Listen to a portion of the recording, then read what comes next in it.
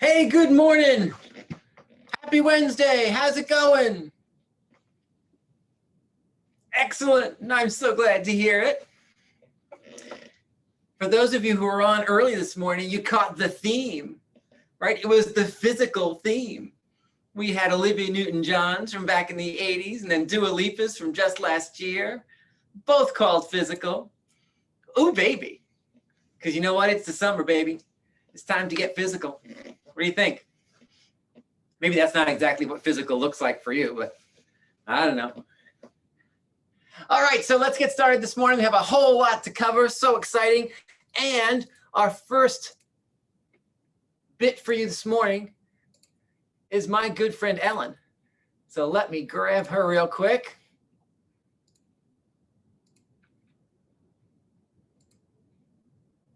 Come on, Ellen. There we go. This comes from Danielle Hand in Phelan, California. Here's a picture of my nephew. He's the happiest boy ever.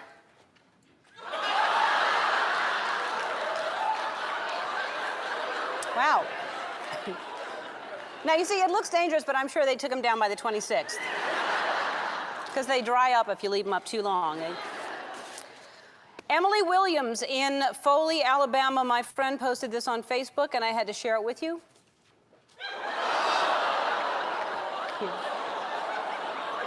That's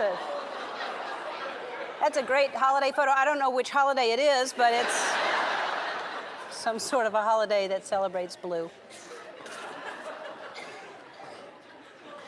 Nancy Pollock in Winnipeg, Canada. This is who we are 99% of the time, so why should our holiday card be any different?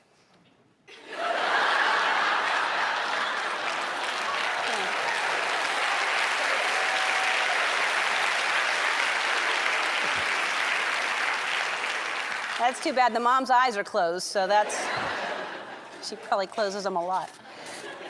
Deborah Gable in Austin, Texas. We took our granddaughters to look at Christmas lights. When we saw this, I said, I have got to send this to Ellen.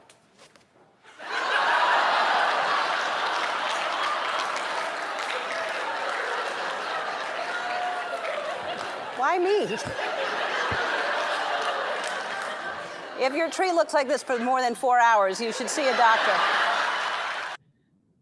All righty. I have to say my favorite is the holiday card where the whole family is fighting and it says peace and harmony at the bottom. Okay, peace and harmony. At least they're telling the truth about the lack of peace and harmony in their own daily lives.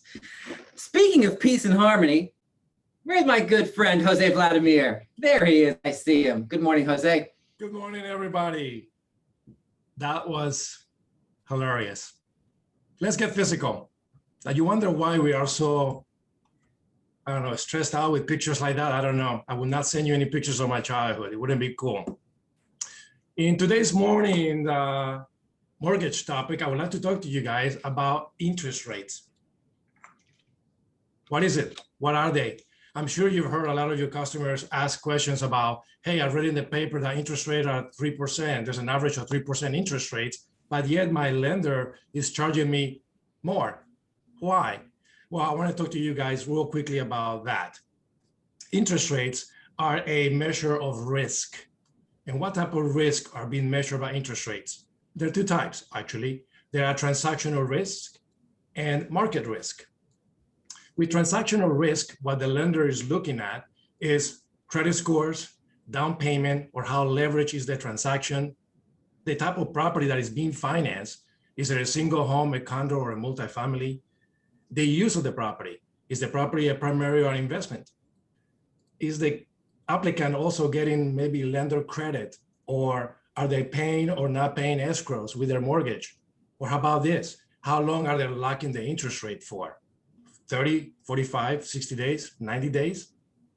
So those are factors that go into determining interest rate, the risk, as well as, of course, market risk. How is the market behaving? The ebb and flow of the market, inflation, deflation, and monetary policies have a lot to do with how interest rates are set. And also the competition that you have with interest rates. Remember, an interest rate or a mortgage is an investment product, and investors are looking to make money on their investment, right? So if you have similar products that are pricing or giving a higher interest rate or a higher yield, then mortgages have to compete and the interest rate will have to show that. This brings me, so finally, when a customer asks you questions about interest rates, please let them know they're determined by very personal and transactional characteristics of their mortgage, or what they're trying to do. And this brings me to 3 other concepts: rate locking, rate flow downs, and the concept of lock and shop. If you paid attention, since January to now, interest rates have gone up between 1/4 to 0.5%. That is significant. So we recommend to borrowers who are able to do so to lock their rates. Do it now.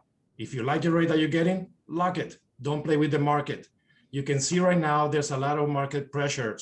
Fuel is going up, food's going up, everything is going up. Inflation is coming. Higher interest rates are coming. At Guaranteed Rate Affinity, we offer rate flow downs options, which means that when a customer is going through the process of underwriting, if they are locked in a mortgage rate and rates happen to go down during their underwriting process, we will give them a free flow down. So they're not going to lose. They're protected if rates go high, and they're also protected if rates go low. And finally, if a customer would like to lock their rate right now, but they don't have a property, at Guaranteed Rate Affinity, we offer a lock and shop, or it's called our lock and roll lock option, which allows a borrower to lock their rate at current rates and shop for a home that they're eventually going to get. I hope you find this information useful. As always, with your success in mind, I am Jose Vladimir, your bilingual Spanish-speaking loan officer. If you have any questions about interest rates, lock-in, flow downs, and everything, please don't hesitate to reach out to me, to John, or Kristen. We're here to help you. Thank you very much for your time. Thank you so much, Jose. We appreciate you as always. And I must say, I do love the term lock and roll, baby. Woohoo! I love it. I might just write a loan with you just for lock and roll, just because I like the name. All righty. So thank you so much. Again, we appreciate you. A couple of quick announcements before we get to our main topics this morning. Today at noon, again, a little bit funky this week with scheduling. Our Tech Tuesday was yesterday. We have an extension of Tech Tuesday today at noon, where Joe will cover contacts, I believe. I'm just verifying that with him now. Yes, contacts. So Joe will cover contacts today at noon in this Zoom room. On the calendar, you likely saw that there was a 1 o'clock buyer panel scheduled. Unfortunately, and I apologize for this, we do have to move that till next week. So do watch for a reschedule on that. I'm going to fill 1 o'clock with something else, which I'm going to get to in just a moment. A reminder that today is the 19th, which is the day that Governor Lamont and Governor Cuomo have decided to remove most of the COVID pandemic era restrictions that we have lived under for the last year plus. You heard on Monday and then saw yesterday in an email from me exactly what that means for our market centers and office locations. So just remember that if you are coming into the office today or tomorrow or at any time in the next week or so, your first time back, if you have chosen to receive vaccinations and you have a vaccination card that shows you are fully vaccinated and you choose not to wear a mask in public spaces in the office any longer, you do just have to show that card to the front desk or any staff member who will put you on that list. You never then have to bring your card again. Do note, of course, that list remains confidential. The only people who have access to it are your staff members. We are not posting that on Facebook or having conversations at bars around your vaccination status. We can guarantee you of that. It's just a matter of keeping tabs on masking inside of the office or not. And I was also asked yesterday, so one last point on that. If in fact I am fully vaccinated and I choose to still wear a mask in the office, is that okay? Or do I not have to wear a mask? Guys, masking ultimately is up to you, right? That is your own personal choice and your own for your own personal safety and security. So even if you are fully vaccinated and the rules, quote unquote, say that you can go unmasked in the public spaces in the market center, and you choose not to, again, that is completely up to you and your personal choice. No one will judge you on that. No one will look at you sideways. We each need to always come from a place of respect and understanding when it comes to everyone's personal health and safety. So a fun day for those of us. I can tell you, I ran in with my card this morning. I was waiting for someone to give my card to. And now as soon as I get off this, I'm going to run around the entire market center just because I can. And my mask is staying in here. Oh, baby. All righty. So moving forward, we do have, it's Wednesday morning, so we have our wheel of names. Let me give you a quick preview of what that wheel of names looks like. While that's coming up, I want to say one more thing. You know those signs that say beware new traffic patterns ahead? Don't walk through the office with your eyes closed because you run into furniture that's not been there for a year. Yeah, that is true. Most of our locations have shifted furniture around to accommodate our newly found freedoms. So do watch for that. So here is that wheel of names. Here's what I want to entice you with, right? Because that wheel of names is full of names. It's full of $100 opportunities. And yet, unfortunately, both on our insurance side and our concierge services side for this week, as you know, minimum of 10 for each, we did not hit our minimum. We had 3 on the insurance side and 8 on our services side. So what I really wanted to do was torture you by bringing this wheel of names up, because we can even spin it and hope to almost get someone to win, and then we're going to have to just close it. I apologize for that. There is no winner. Could you imagine living in my house, the torture my children must have gone through? But here's the thing. Our insurance opportunity and our concierge opportunities are kind of spiky up and down. There's use, there's non-use, and I was talking to my coach around this the other day, and what she said to me was, well, why don't you just ask? Why don't you just ask where people are struggling? Why don't you just ask if people care about these services? Why don't you just ask if people have any desire to have the opportunity that exists in the insurance services? I thought, well, there's a path forward.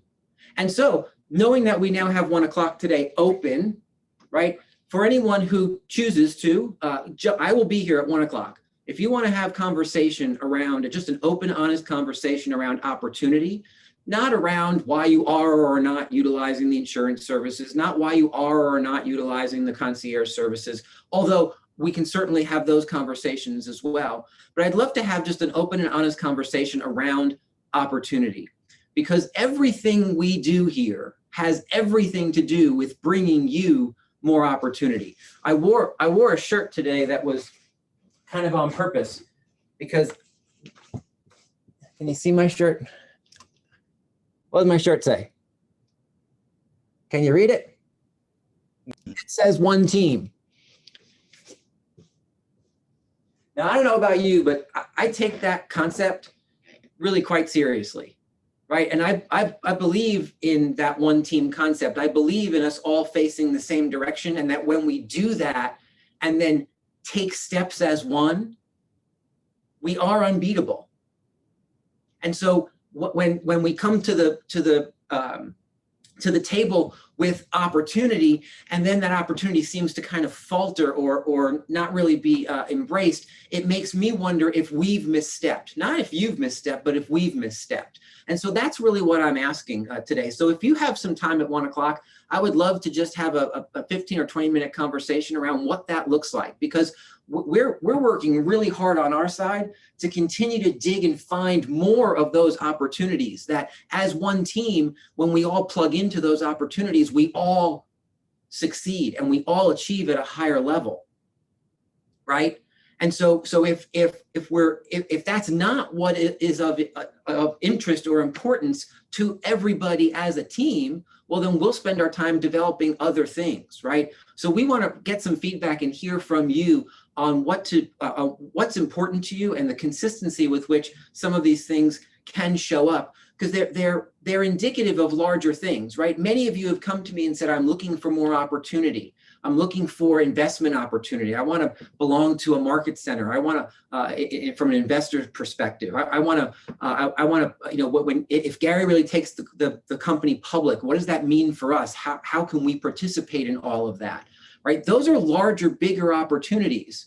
And I have to tell you, if I'm, and I don't mean for this to sound preachy, I mean for it to sound kind of partner to partner, which is how I hope I always sound. If we're not embracing the smaller opportunities, it's really hard to look forward and say, well, now as one team, we're going to be embracing these larger opportunities. So they're all puzzle pieces that fit together and point us in a direction that brings us from where we are to something bigger. I constantly envision that every day that we show up and get together, that we're one step closer to bigger businesses, bigger lives, financial freedom, all those things that in my head, we're all shooting for.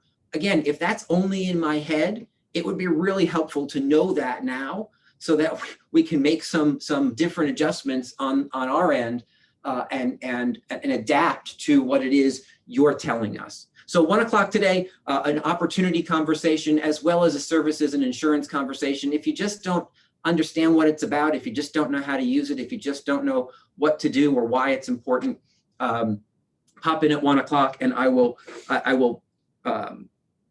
expand those the horizons on that and give you the longer term play and the bigger picture of all of that.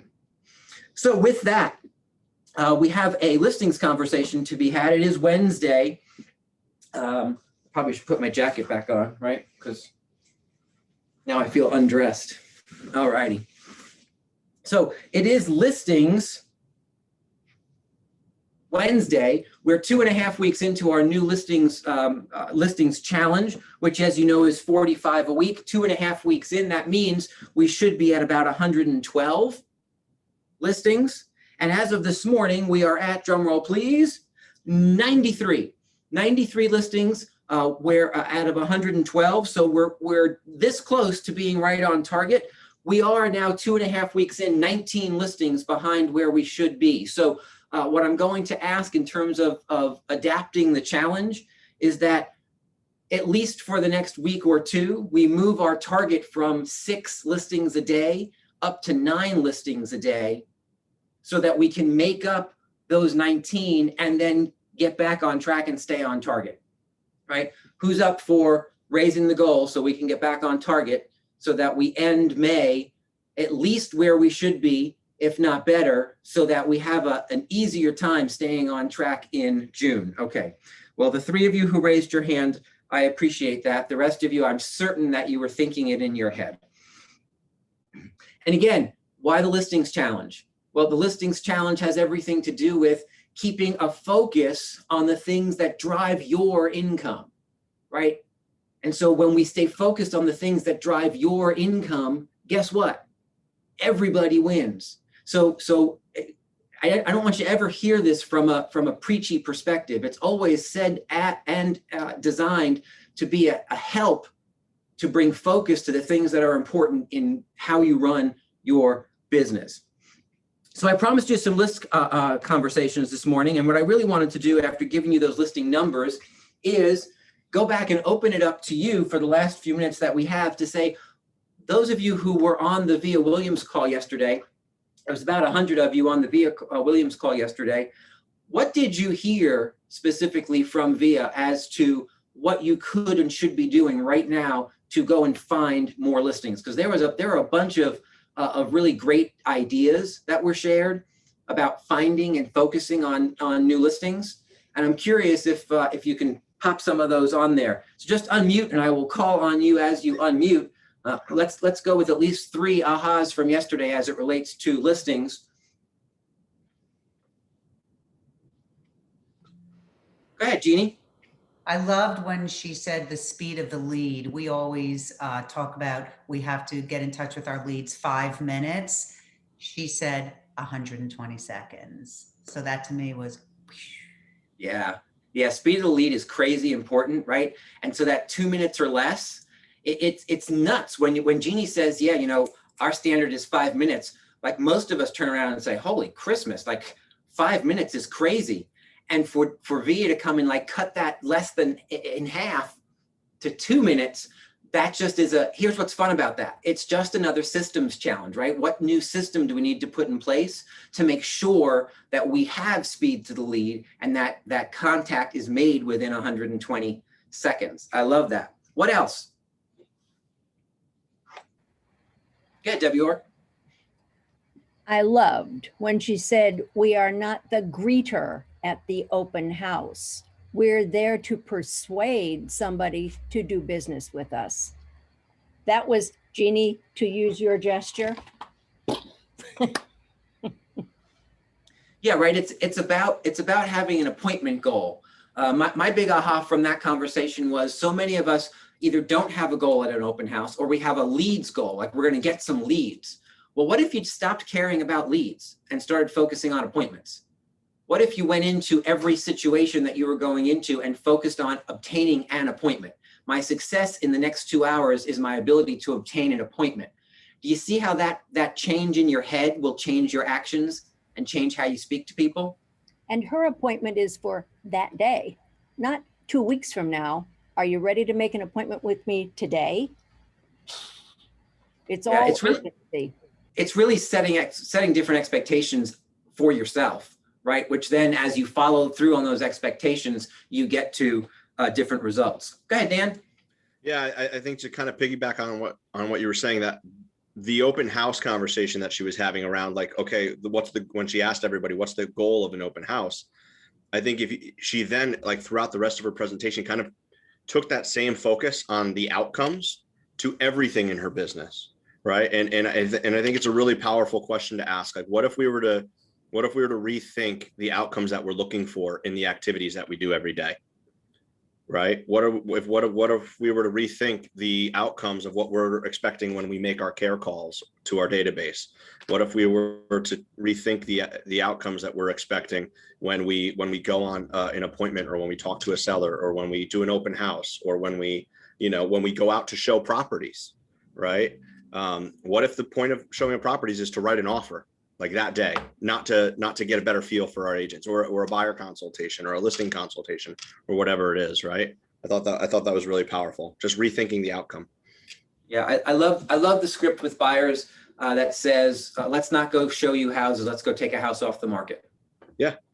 Right. Every time you meet with a buyer, we're there to take a house off the market. That's our intent. Right. Excellent. Alice.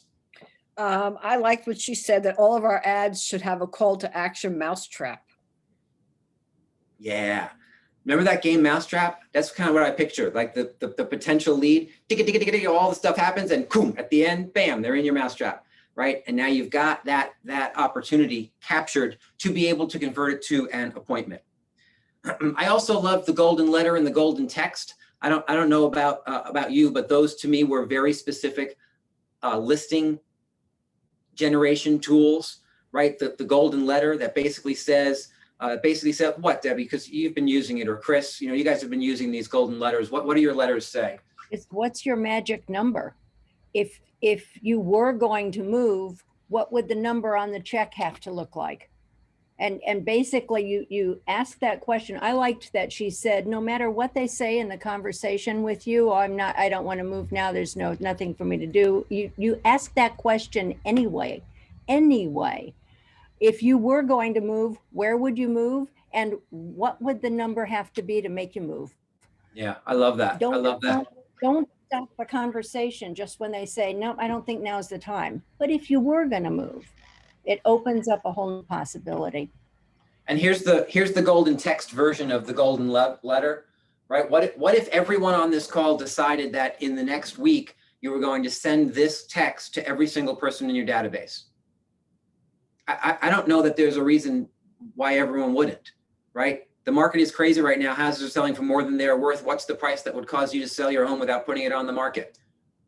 I guarantee you will get crazy response from that. I saw something on Facebook the other day that somebody went and did that to their database of about 150 people, took 4 new listings and found 2 new buyers just by putting this text into the phones of the 150 people in their database. Rick, Yes. Quick question on this email, on the golden email. I love this. I'm wondering why it says without putting it on the market. What's the benefit to the seller not to put it on the market? Because if the sellers, well, there may not be a benefit to putting it on the market. I wouldn't take it quite as literally as that, right? It's a conversation starter. It's something to get response back. They may call back and say, well, how can I do that without putting it on the market? And you say, well, I have buyers. My office has buyers. We'll just make the match. If putting it on the market is an obstacle for you, if it's not an obstacle for you, let's get it on the market and have people fight over it, right? So basically, it's maybe for the COVID obsessed, the ones that don't want more showings than necessary. Or... No, but the text itself, Elena, is, again, don't overthink it. The text itself is to get a response. Yeah. Don't get wrapped up in the words, right? The text itself is, we want a response, and then we'll have a conversation about the best path forward for you.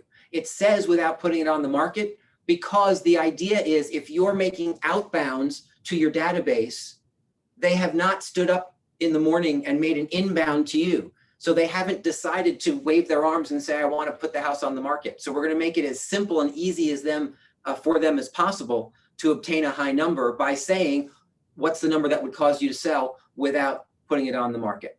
Yeah, and here's the other thing. If you don't like the without putting it on the market piece of it, just delete that part of it and send it anyway, right? Again, the point is, it's a call to action. It's an opportunity for you to get people to reach back out to you so that you can then have a conversation about what's best for them, if that works. All right, guys, those are the ideas for this morning. That's what we have for you. I'll see those of you who want to chat about opportunity at 1 o'clock. I'm excited to have that conversation. I will see the rest of you at 4 o'clock for Ignite, or 9 o'clock tomorrow morning, right back here on our Crush It call. Guys, have an awesome day today. Enjoy Wednesday. See you soon.